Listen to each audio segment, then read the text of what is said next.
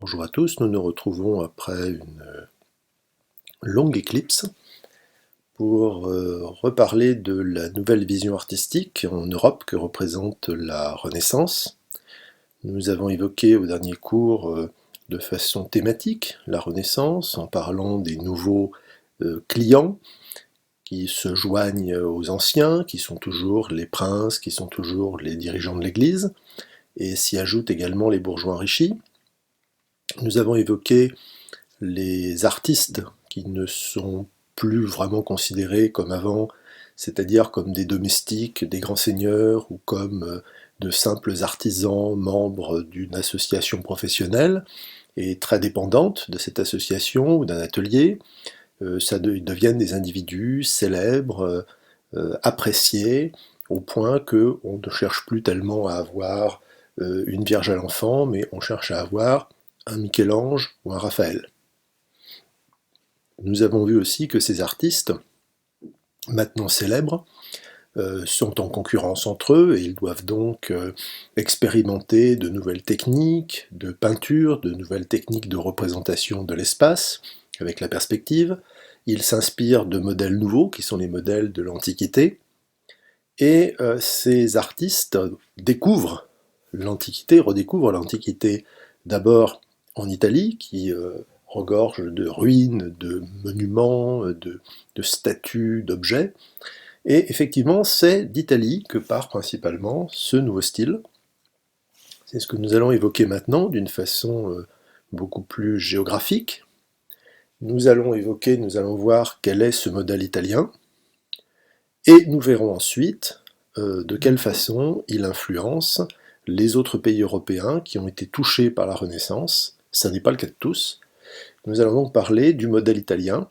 Nous allons démarrer par le modèle italien, puis nous allons nous intéresser aux synthèses nationales, c'est-à-dire de ce que les différents pays qui ont découvert la Renaissance vont en faire, chacun l'adaptant à ses besoins, à ses intérêts et à sa propre culture. Vous avez ici deux tableaux qui donnent quelques exemples de ce que sont ces synthèses nationales. À gauche, un tableau d'un peintre français qui représente le roi de France, François Ier. Ça illustre bien un art, une Renaissance française qui est un art de cour, qui est fait pour être spectaculaire, luxueux. Et vous avez à droite un tableau très célèbre qui se trouve au musée du Prado à Madrid, qui est au Prado ce que la Joconde est au Louvre d'ailleurs. Un petit tableau, mais un tableau très célèbre et un peu mystérieux. Il a été peint par un artiste qui s'appelle le Greco, le grec, tout simplement parce qu'il est effectivement d'origine grecque, mais il a beaucoup travaillé en Espagne, et il a beaucoup appris en Italie. Il a donc réalisé ce portrait, le chevalier à la main sur le cœur, qui finalement montre une influence assez différente, en tout cas un art plus austère, bien différent de la splendeur du roi français. Commençons donc par le modèle italien. Et ce modèle italien, en fait, est un modèle qui se développe dans des villes différentes, à des époques différentes. En effet, nous allons nous intéresser à deux villes qui représentent bien, je crois, ce mouvement de la Renaissance italienne. La ville de Florence, qui est la ville pionnière en matière de Renaissance, et vous avez également la ville de Rome, qui est la ville des papes, et qui, de plus puissant, de plus riche que le pape, comme Mécène. Florence donc est une cité pionnière en matière de Renaissance, et elle est représentative de ce qu'on appelle le Quattrocento. C'est un terme italien, ça veut dire 400, et le Quattrocento, ce sont les années 1400, c'est-à-dire le XVe siècle. Alors c'est un terme qui est à connaître, c'est un terme que vous pouvez trouver dans des textes portant sur l'histoire ou sur l'art, ou l'histoire de l'art. Et lorsqu'on vous parle du Quattrocento, on vous parle de l'art qui s'est développé en Italie au XVe siècle. De la même façon, nous allons nous intéresser à la Rome, qui est du Cinquecento, donc des années 1500, autrement dit du XVIe siècle. On aurait pu parler d'autres cités italiennes, on aurait pu parler de Venise, on aurait pu parler d'Urbino, on aurait pu parler de Mantoue, mais on a là deux bons exemples.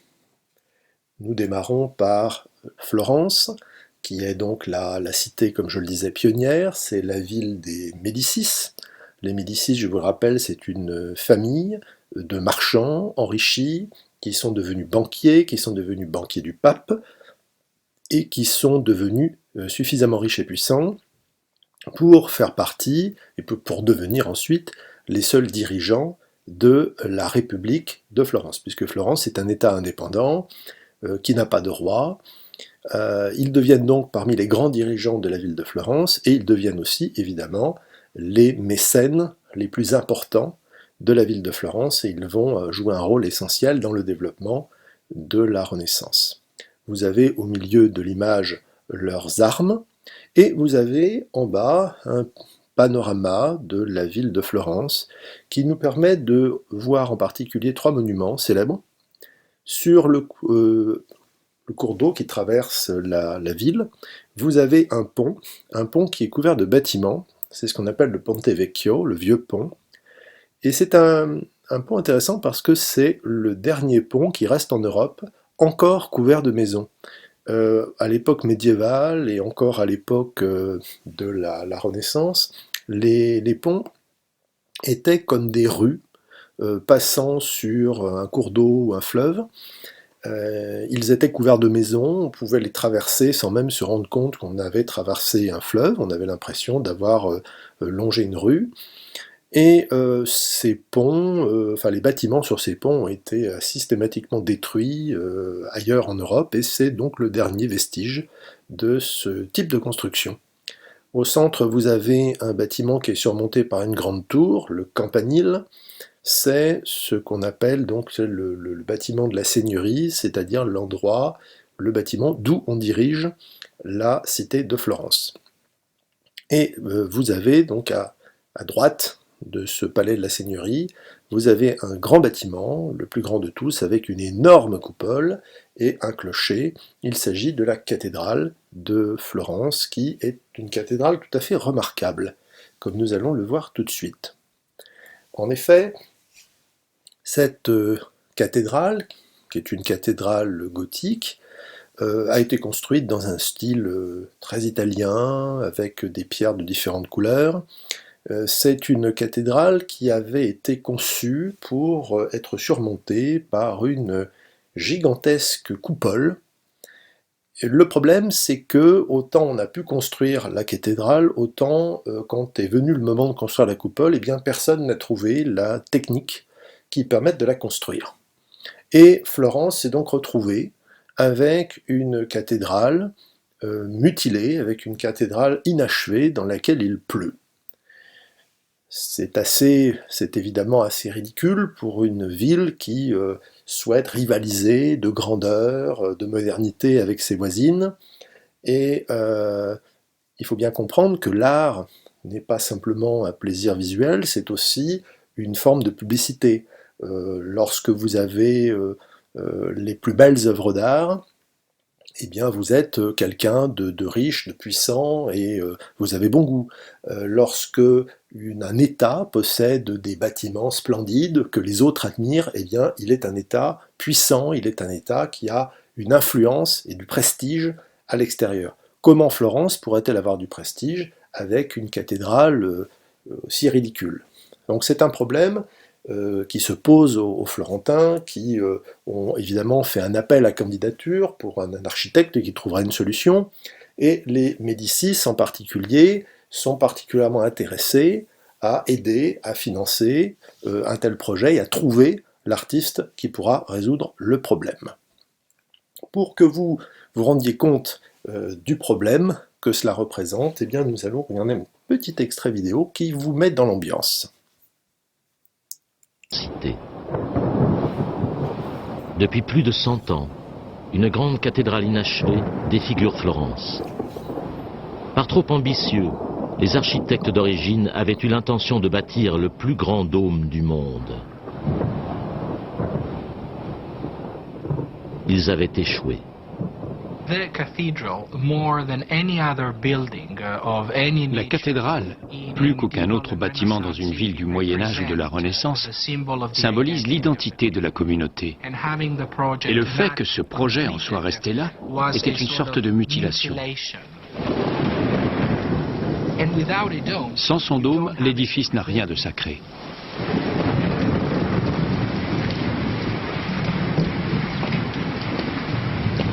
Tout le savoir des bâtisseurs les plus chevronnés n'y avait pas suffi. Maintenant, la cité cherchait des idées novatrices. Il fallait du sang neuf.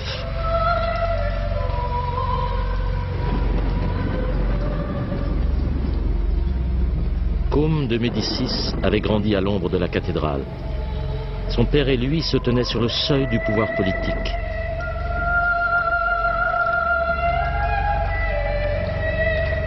Peut-être pourraient-ils appliquer leur talent d'entrepreneur au plus grand chantier du moment, et par là même se couvrir de gloire et assurer la puissance de la famille Médicis.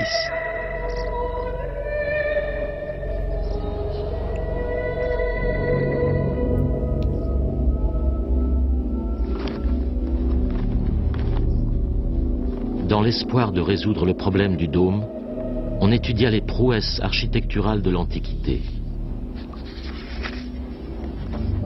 Des érudits comme Côme savaient qu'il faudrait un esprit non conformiste pour déchiffrer les indices et s'en inspirer.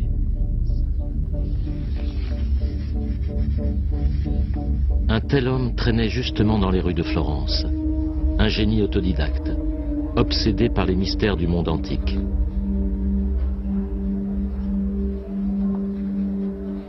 Ses idées n'étaient pas toujours faciles à comprendre. Il s'appelait Filippo Brunelleschi. Le nom du génie qui effectivement a réalisé la coupole vient de vous être donné. Il est écrit un petit peu plus loin, Filippo Brunelleschi. Et il va être un des protégés de Côme de Médicis. Brunelleschi admire beaucoup l'Antiquité. Brunelleschi pense avoir trouvé une solution, il a trouvé une solution à un problème extrêmement complexe. En effet, il faut réaliser au-dessus de cette cathédrale, au-dessus du cœur de la cathédrale, il faut réaliser un dôme gigantesque. Il faut réaliser un dôme gigantesque, une coupole gigantesque, sachant que cette coupole doit faire 41 mètres de diamètre. C'est une taille comparable à ce qu'ont fait les Romains avec le Panthéon à Rome, mais il y a une différence avec le Panthéon, c'est que cette coupole doit se trouver à 45 mètres de hauteur. Et là, ça pose un problème considérable. En effet, on ne peut pas construire un échafaudage en bois suffisamment grand pour s'appuyer dessus et construire la coupole comme l'ont fait les Romains. Il faut non seulement construire une coupole absolument gigantesque, on n'avait rien bâti de tel depuis l'Antiquité, ni en style, ni en termes d'architecture et de prouesse technique, mais en plus, il faut le faire sans avoir d'échafaudage en bois. Il faut donc littéralement construire la coupole de l'intérieur, sans faire d'échafaudage. Alors, ça fait une série de problèmes extrêmement complexes que Brunelleschi va réussir à résoudre. Il a fallu 37 000 tonnes de matériaux, donc 4 millions de briques pour arriver à construire cette coupole. Comment a-t-elle été réalisée ? Brunelleschi a trouvé une solution. En fait, il construit deux coupoles, l'une à l'intérieur de l'autre. Il y a entre les deux un espace. C'est ce que vous montre la photo qui se trouve en bas à gauche. Et en fait, on peut, de l'intérieur, les construire progressivement en allant jusqu'au sommet. Avec en plus une disposition des briques bien particulières pour que le bâtiment ne risque pas, pour que la coupole en cours de construction ne risque pas de s'effondrer. Il a en tout cas réalisé cet exploit, il fait partie des protégés des Médicis, et évidemment la réalisation de cette coupole donne aux Médicis et à la ville de Florence un prestige extraordinaire, et un prestige extraordinaire encore aujourd'hui. Cette cathédrale, nous l'avons dit, est d'un style gothique. Alors un style gothique un peu particulier, un style gothique un peu italien. Si on la compare ici avec la cathédrale de Reims, on voit bien des points communs. Vous avez dans les deux cas une grande, au-dessus du portail principal, une grande rosace rayonnante typiquement gothique, vous avez un bâtiment qui est fait de lignes verticales principalement, vous retrouvez les formes en ogive qui surmontent les portails, on est dans un même langage architectural. La cathédrale de Florence est un peu différente, mais on est dans le même langage architectural. On est dans du gothique. Eh bien, Brunelleschi ne va pas simplement trouver une solution pour la coupole, il va également être un pionnier. Et Florence va être une pionnière avec lui. En effet, il est le premier qui va, depuis l'Antiquité, construire des bâtiments à la mode antique, avec des colonnes à l'antique, avec des voûtes à l'antique. Il est le premier qui reprend l'architecture antique et qui réalise de nouveau un bâtiment de ce style-là. Vous avez ici, donc à droite, deux images qui vous montrent un monument qu'on appelle la chapelle des Pazzi. C'est une chapelle qu'il a réalisée pour une puissante famille de Florence. Et cette chapelle, à travers ses colonnades, à travers ses coupoles, ses voûtes, ce bâtiment utilise le vocabulaire architectural de l'Antiquité. On n'est plus du tout dans le gothique.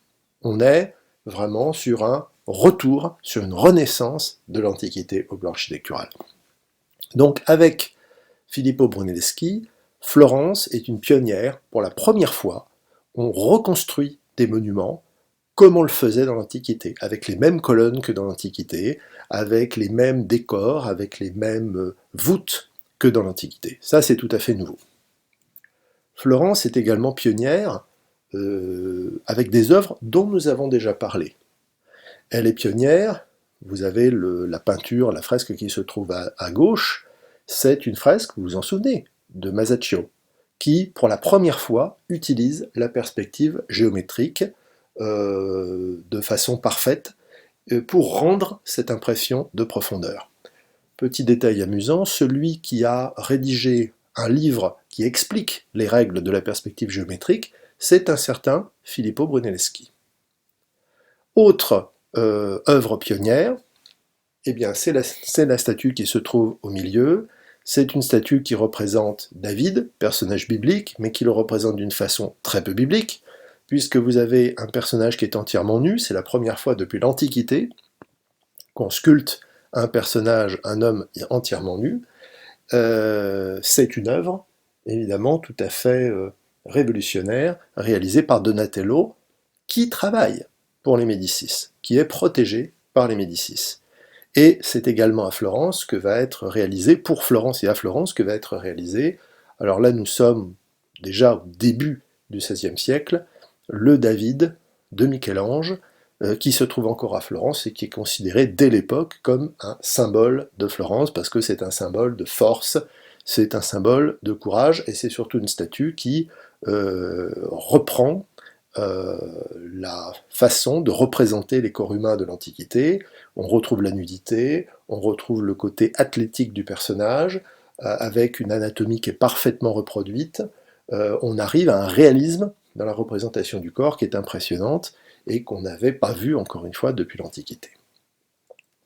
Dans le domaine de la peinture, nous avons déjà évoqué un peintre qui s'appelle Sandro Botticelli. C'est lui qui avait peint dans une partie précédente du chapitre le tableau qui s'appelle l'Adoration des rois mages, où on représente justement, il représente toute la famille Médicis.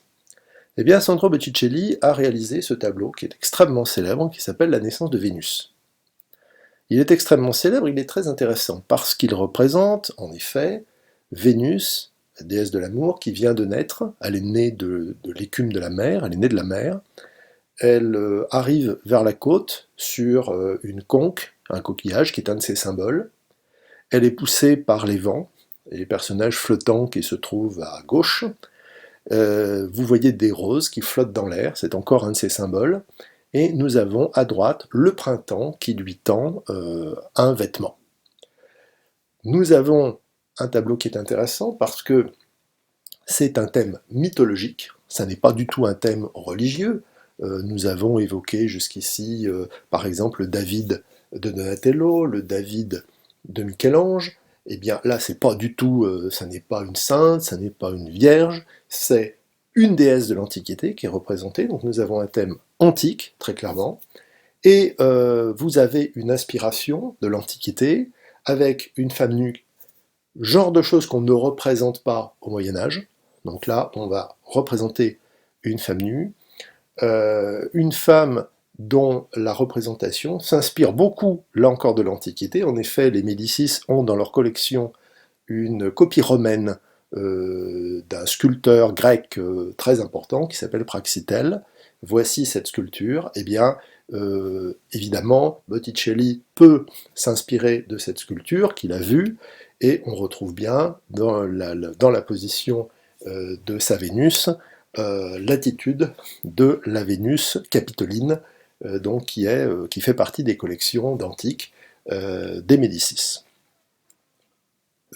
Florence, donc c'est ça que vous avez à retenir en particulier, donc c'est une ville très représentative de ce qui se passe en Italie au XVe siècle, et c'est une ville pionnière. C'est là qu'on lance une mode nouvelle, c'est là qu'on va de nouveau construire des bâtiments selon l'architecture antique, c'est là qu'on va de nouveau peindre des tableaux avec des thèmes mythologiques de l'Antiquité, c'est là qu'on va de nouveau se mettre à représenter des hommes et des femmes nus, c'est là qu'on va de nouveau sculpter comme on le faisait dans l'Antiquité avec un grand réalisme anatomique, c'est là que l'on va peindre des tableaux en utilisant une perspective géométrique parfaite.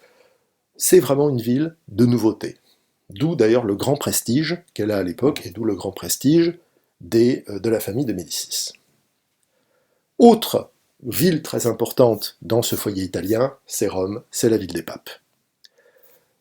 En bas, vous avez une photo qui vous montre les toits de Rome, de multiples coupoles, autant d'églises.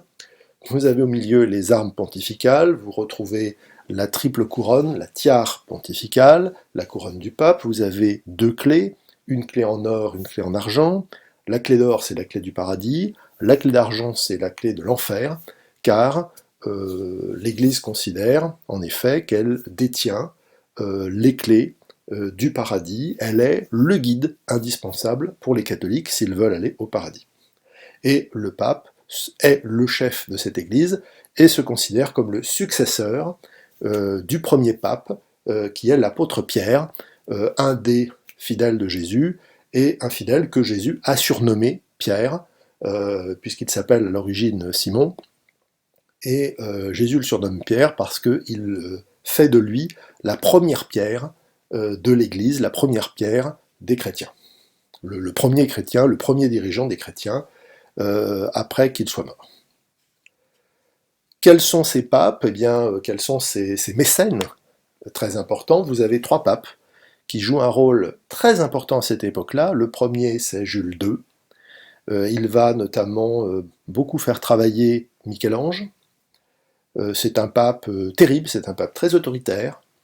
Il y a également Léon X. Alors c'est intéressant parce que Léon X appartient à la famille de Médicis. En fait, Léon X est un fils de Laurent de Médicis, il est arrière-petit-fils de ce Côme de Médicis qui a fait travailler Brunelleschi et qui a aidé à la construction du dôme. Et puis vous avez Paul III. Paul III, c'est le pape qui a lancé le Concile de Trente, dont nous avons déjà parlé. Donc trois rois, c'est un peu ça, parce que ce sont de véritables rois, trois personnages très importants, et qui ont été donc des mécènes particulièrement efficaces, qui ont fait travailler les plus grands artistes. Voyons quelques exemples. Jules II fait travailler Michel-Ange. Alors il fait travailler Michel-Ange pour lui-même. Il va demander à Michel-Ange de réaliser son tombeau. Un tombeau qui est plus petit au bout du compte que ce qui avait été prévu au départ, mais un tombeau qui est marqué par une sculpture en particulier. À gauche, vous avez une vision d'ensemble du tombeau, et vous voyez donc une grande sculpture qui se trouve en bas au centre. Vous avez donc à droite cette sculpture qui apparaît, et ce que vous pouvez constater, c'est que c'est une sculpture de Moïse. Comment sait-on qu'il s'agit de Moïse? Il tient avec son bras droit deux plaques, ce sont les tables de la loi, et il porte sur la tête, vous pouvez le voir, deux petites cornes. Pourquoi ce malheureux Moïse porte-t-il des cornes? Eh bien, parce que lorsque l'auteur de la traduction latine de la Bible a traduit la Bible de l'hébreu au latin, il a confondu deux mots hébreux très proches, l'un qui veut dire couronné, couronné de lumière, car lorsque Moïse descend du mont Sinaï après avoir reçu les tables de la loi, il descend auréolé, couronné de lumière, et cette auréole va se transformer en corne. Et c'est pour ça que vous avez de nombreuses œuvres qui représentent Moïse avec de petites cornes. Moïse est sculpté ici en marbre, et ce qui est impressionnant dans cette sculpture, c'est qu'il est représenté de façon dynamique. Ce n'est pas une représentation figée. Regardez son bras gauche, vous voyez qu'il est replié, et c'est un bras qui est sous tension, il est crispé, parce que Moïse est en colère. Moïse vient de redescendre du mont Sinaï avec les tables de la loi, et il arrive en pleine célébration par son peuple d'un veau d'or. Donc pendant qu'il est en train de passer un accord, une alliance avec un Dieu unique, eh bien son peuple est en train de fabriquer des idoles, est en train de fabriquer des statues divines qu'il vénère. Ça le met très en colère, et on voit aussi qu'il a une jambe, il a sa jambe gauche repliée sous lui, parce qu'il est en fait sur le point de se lever, et on a l'impression qu'avec son bras droit, il tient de façon un peu précaire les tables de la loi qui risquent de glisser.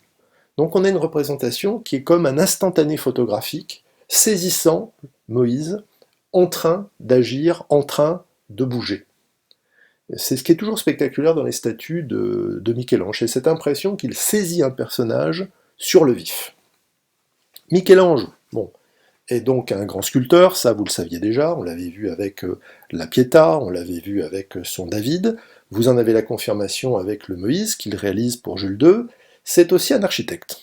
Il est aussi architecte et il va participer à la construction, à la reconstruction d'ailleurs plutôt, de la basilique Saint-Pierre à Rome, qui va être un travail absolument gigantesque et qui va occuper de nombreux papes, puisqu'en fait cette reconstruction commence en 1506, à l'époque de Jules II, et elle se termine en 1657. Donc c'est vraiment un travail très très long, très coûteux, le bâtiment est absolument gigantesque, et Michel-Ange participe en dessinant et construisant la coupole. Énorme coupole qui domine donc le bâtiment. Jules II apprécie beaucoup les talents de Michel-Ange, et il va aussi faire appel à lui pour peindre le plafond d'une chapelle qui se trouve à proximité immédiate de la basilique Saint-Pierre, se trouve à côté de la basilique, qu'on appelle la chapelle Sixtine. Alors c'est une grande chapelle, voici deux photos qui vous montrent, à gauche on regarde vers le fond de la chapelle, vers l'autel, et à droite vous avez au contraire une vue qui vous montre la porte d'entrée au fond. Et vous pouvez voir que c'est un bâtiment qui est extrêmement décoré, avec en particulier une peinture très spectaculaire au plafond. Eh bien, lorsque Jules II convoque Michel-Ange, voilà à peu près à quoi devait ressembler la chapelle Sixtine. Le plafond est peint en bleu avec des étoiles dorées, et Jules II veut quelque chose de beaucoup plus spectaculaire, de beaucoup plus impressionnant, et il charge Michel-Ange de peindre une immense fresque pour décorer la chapelle Sixtine. Michel-Ange lui répond qu'il n'est pas peintre et qu'il n'a pas touché un pinceau depuis l'époque où il était apprenti. Jules II répond que ça l'indiffère et qu'il se débrouille, mais qu'il veut avoir de sa main un plafond peint. On ne contrarie pas le pape, même quand on s'appelle Michel-Ange et qu'on a aussi mauvais caractère que lui. Là, il y a vraiment des limites à ne pas franchir. Et donc, Michel-Ange va s'atteler à la tâche de 1509 à 1512. Il va travailler à la réalisation de ce plafond, un plafond qui représente la création du monde. Toutes les scènes qui se déroulent représentent la création du monde, la création du ciel, de la terre, de la lumière, la création d'Adam, le premier homme, la création d'Ève, la première femme, le moment où ils sont chassés du paradis, le déluge. On a une représentation de la création du monde. Et c'est donc une représentation optimiste, puisque tout est possible. On est au début, le monde est jeune, on est dans une approche optimiste. Comment est réalisé ce plafond? Là, il y a une technique qui est intéressante à connaître. Ce plafond, c'est pas un tableau, justement, il n'est pas peint du tout de la même façon. Ce plafond est peint à fresque. Quand on parle d'une fresque, on parle en fait d'une technique bien particulière. On peint à fresque, ça vient de l'italien, a fresco, ce qui veut dire, a fresco, ça veut dire peindre sur le frais. A fresco, sur le frais, c'est-à-dire sur le plâtre frais. Et la technique, vous la voyez dans l'image, dans la reconstitution de droite. En bas, vous avez un ouvrier qui est en train d'étaler une couche de plâtre sur un mur. Et au-dessus, vous avez un artiste qui est en train de peindre sur cette couche de plâtre encore fraîche. Donc l'objectif, c'est d'arriver à peindre avant que la couche de plâtre ne sèche. Donc le système est simple. Tous les jours, les assistants de l'artiste, les ouvriers assistants de l'artiste vont étaler une couche de plâtre frais. Ils vont étaler une surface qui correspond à une journée de travail. Et l'artiste doit très rapidement peindre cette surface avant qu'elle ne sèche. Ça suppose de peindre très vite, ça suppose aussi qu'on ne peut pas retoucher l'œuvre, et dans le cas d'un plafond, comme celui de la chapelle Sixtine, ça suppose aussi de peindre de façon très inconfortable. Alors voilà par exemple une reconstitution telle que vous pouvez en trouver, qui essaie d'imaginer comment Michel-Ange a travaillé, sachant que Michel-Ange a travaillé pratiquement seul. Il a peint à peu près seul le plafond de la chapelle Sixtine, il avait simplement des assistants pour étaler le plâtre et préparer les couleurs. Et pour le reste, c'est lui qui a peint. Alors, c'est évidemment une image impressionnante, mais il semble que ce soit une image fausse. En effet, on a de sa propre main un dessin en marge d'un texte, où il se représente lui-même, et il se représente lui-même en fait debout, bras tendus, en train de peindre. Alors je vous laisse imaginer, si vous vous travaillez comme ça pendant plusieurs années, la tête penchée en arrière, avec les bras tendus pour peindre, avec la tension que ça suppose, vous imaginez les douleurs, notamment dans le cou, dans le dos, qu'a pu avoir Michel-Ange. Mais encore une fois, quand le pape vous dit de faire quelque chose, vous ne discutez pas, même si vous vous appelez Michel-Ange. Michel-Ange n'a pas peint dans cette chapelle que le plafond, il a peint aussi le mur du fond, le mur qui se trouve au-dessus de l'autel. Il a peint ce mur 25 ans plus tard. Cette fois-ci, c'est Paul III qui le lui commande. Et le thème est totalement différent. Cette fresque s'appelle le Jugement dernier. Et cette fresque ne représente pas du tout la création du monde, elle représente au contraire la fin du monde. Le moment où la fin des temps, où toute l'humanité est jugée par Dieu, ici sous les traits de Jésus. Alors, intéressons-nous à cette immense fresque.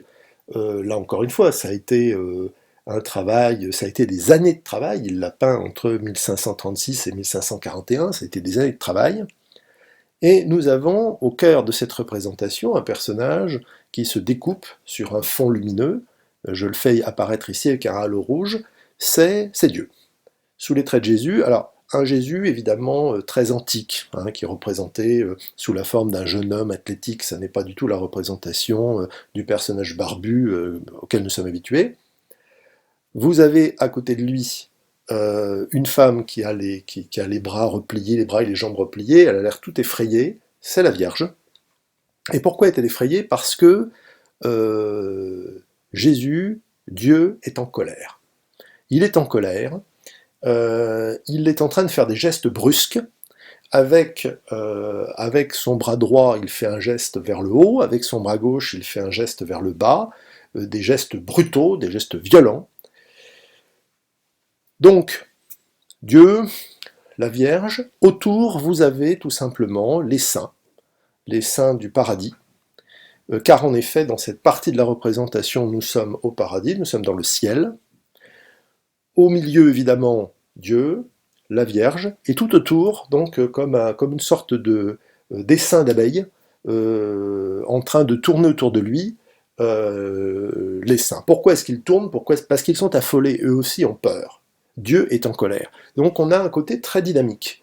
un personnage central, des personnages qui gravitent autour de lui, qui tournent autour de lui, et vous avez un mouvement très important qui est en train de se dérouler. Donc voilà, donc là vous avez les saints qui tournent, les saints en un seul mot et les saints en 2 mots. Vous avez également, et ça c'est un moment évidemment indispensable dans un jugement dernier, vous avez en bas à gauche les morts qui sortent de leur tombe.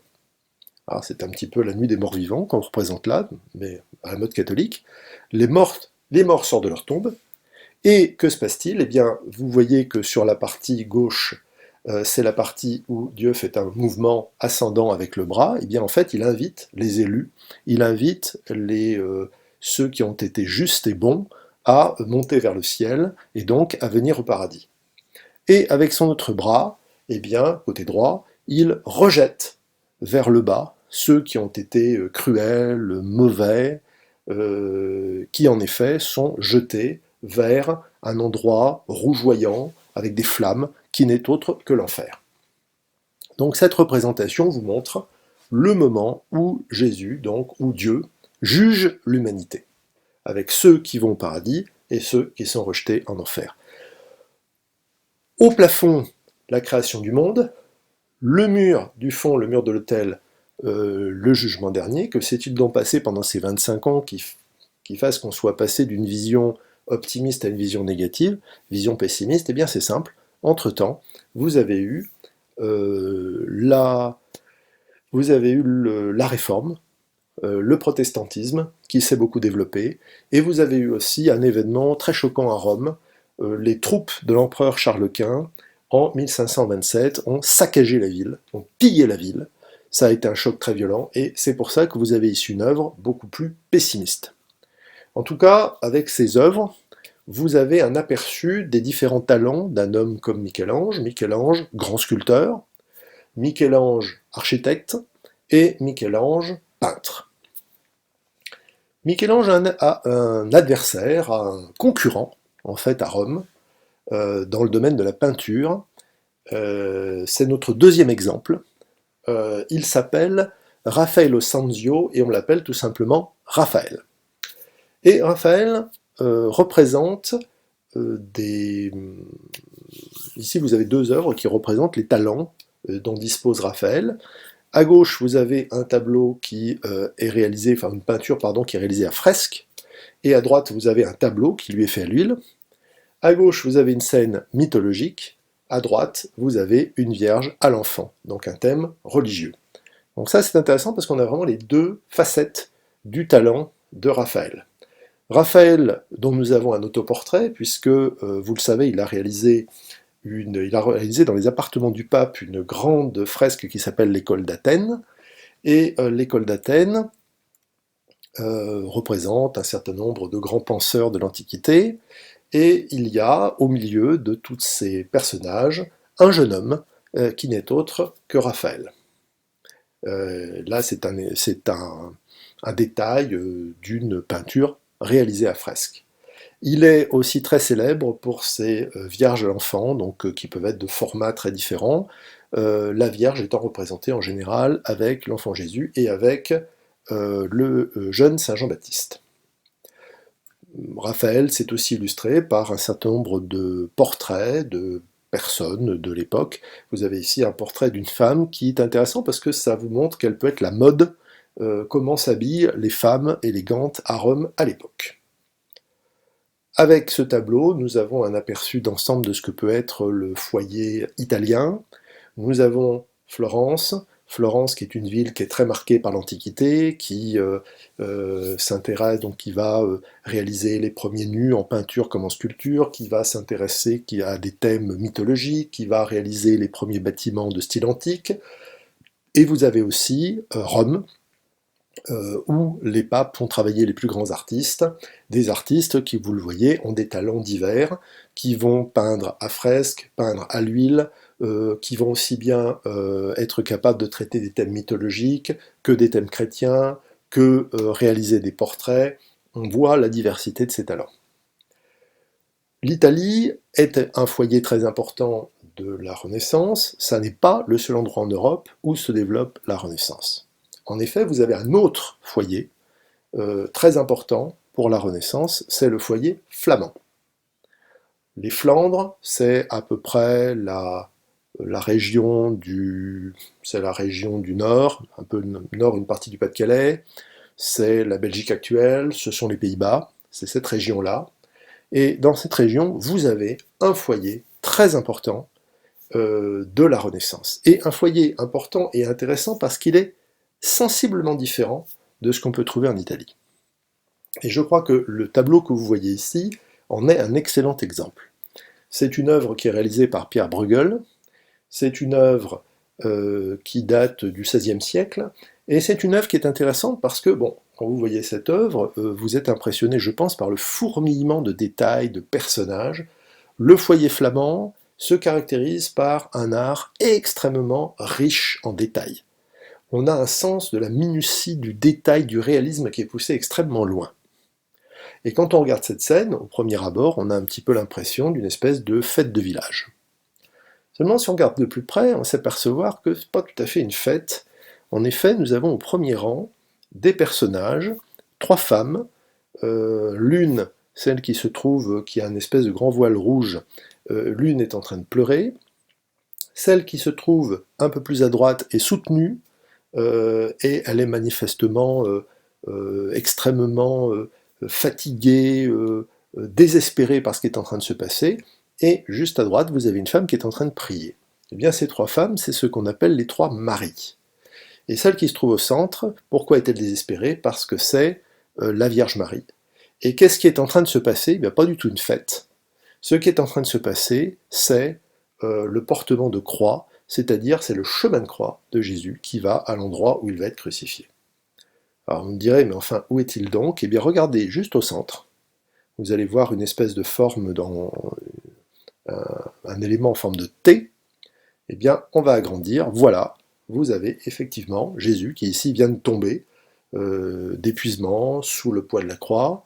Vous avez une représentation donc du chemin de croix, et donc vous avez une représentation religieuse. Et bien ce tableau est très intéressant. D'abord, il est réalisé par un grand maître de la peinture flamande, Pierre Bruegel. Il vous montre à la fois l'extrême richesse en détail de cette peinture flamande, et en même temps, vous voyez que le thème est un thème religieux. Le thème religieux ici est dominant.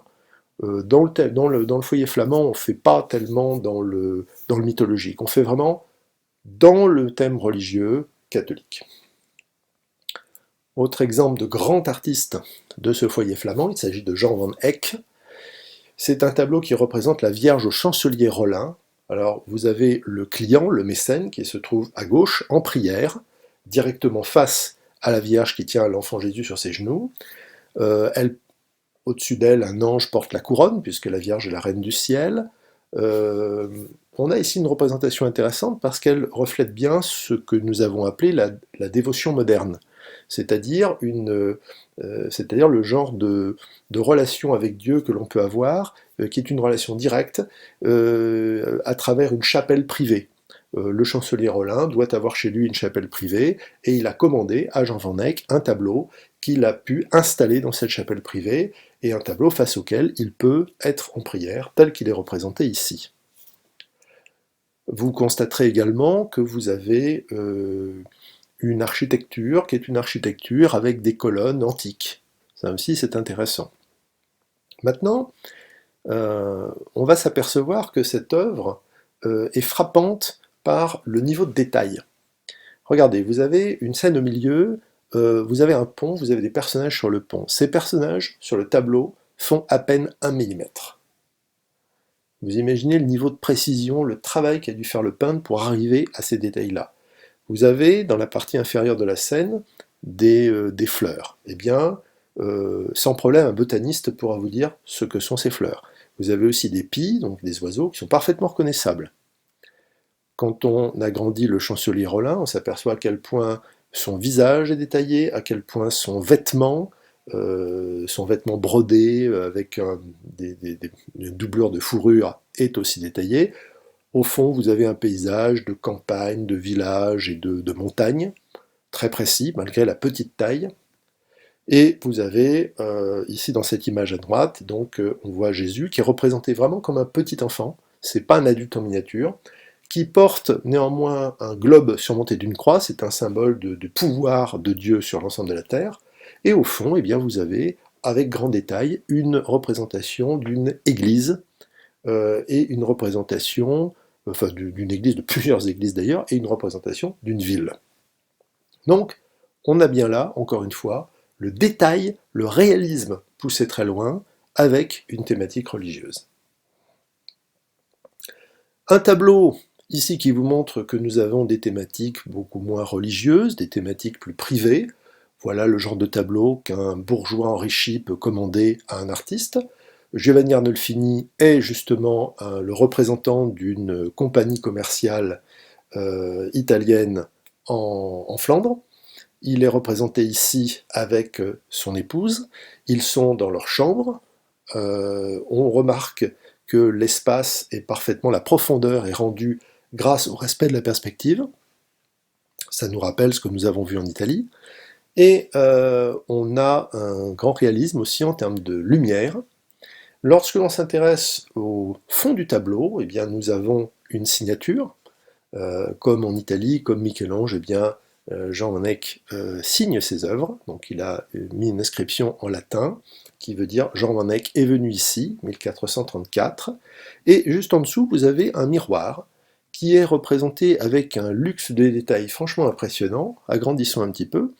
Vous vous apercevez que vous avez donc le miroir. Dans le miroir, vous avez les époux Arnolfini de dos, et face à eux des visiteurs. Donc c'est comme si Jean Van Eyck n'était pas venu peindre, mais avait juste rendu visite aux époux, comme tous les gens venus les féliciter pour leur mariage. Et tout autour, eh bien, vous avez de tout petits médaillons qui représentent les étapes du chemin de croix. Donc là, encore un tableau. C'est un tableau privé, commandé par un bourgeois, qui est impressionnant par son réalisme dans le traitement de l'espace, de la lumière, et là aussi par son sens du détail. Autre œuvre, alors nous revenons à Pierre Bruegel l'Ancien, la tour de Babel. Alors c'est intéressant parce que là encore, les détails sont prodigieux, et nous avons une scène biblique.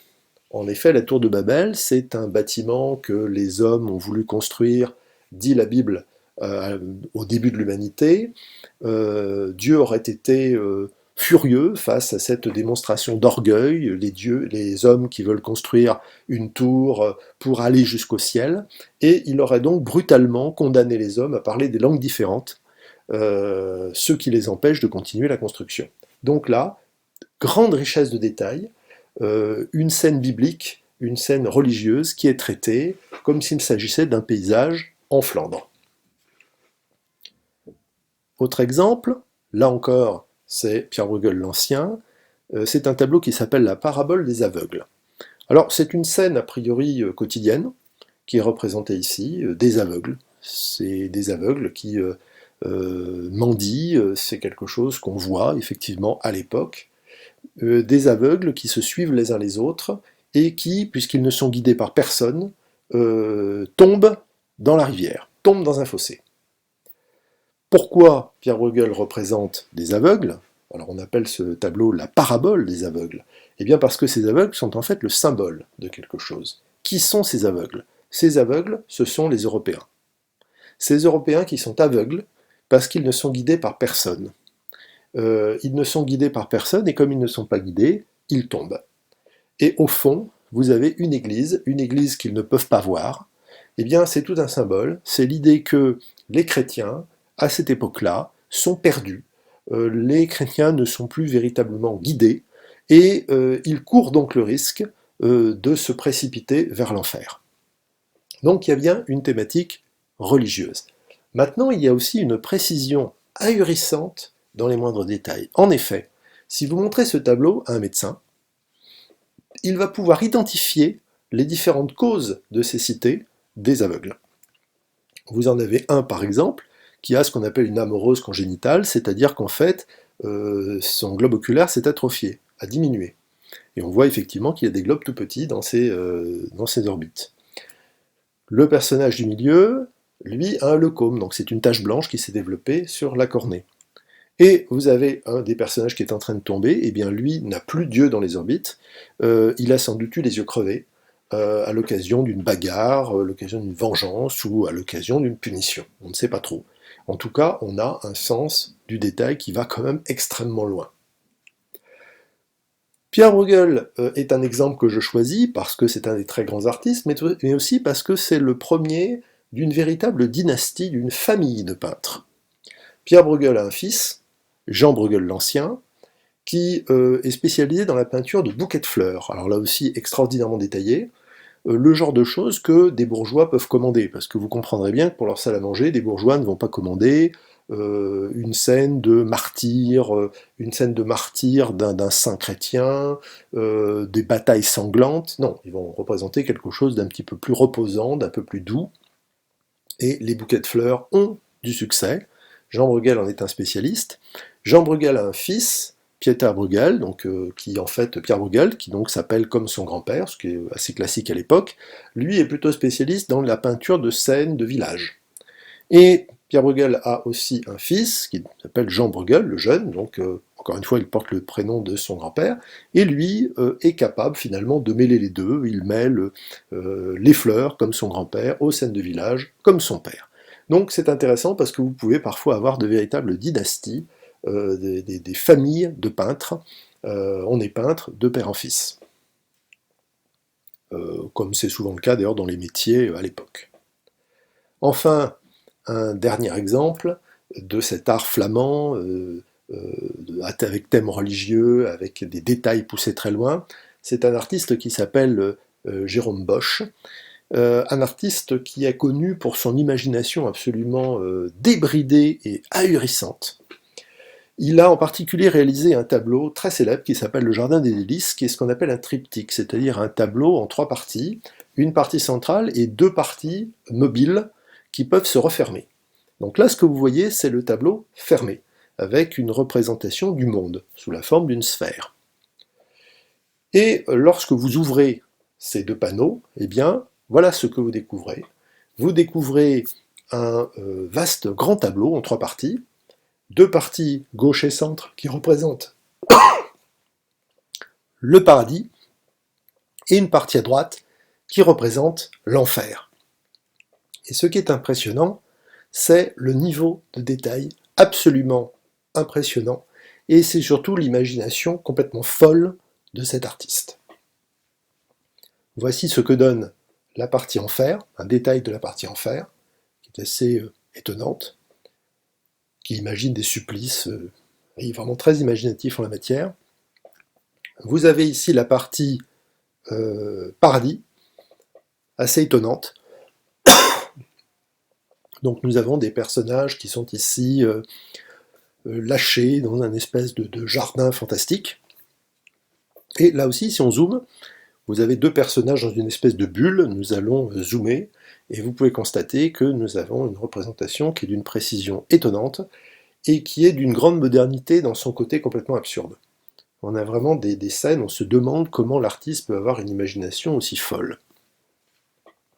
Sur cette œuvre de Jérôme Bosch, eh bien, nous en terminons avec les 2 grands foyers de la Renaissance en Europe, foyer italien, foyer flamand, et nous allons, dans une vidéo suivante, nous intéresser aux autres foyers, en commençant évidemment par le foyer français. Nous verrons quels effets la Renaissance peut avoir en France, comment elle se manifeste en France.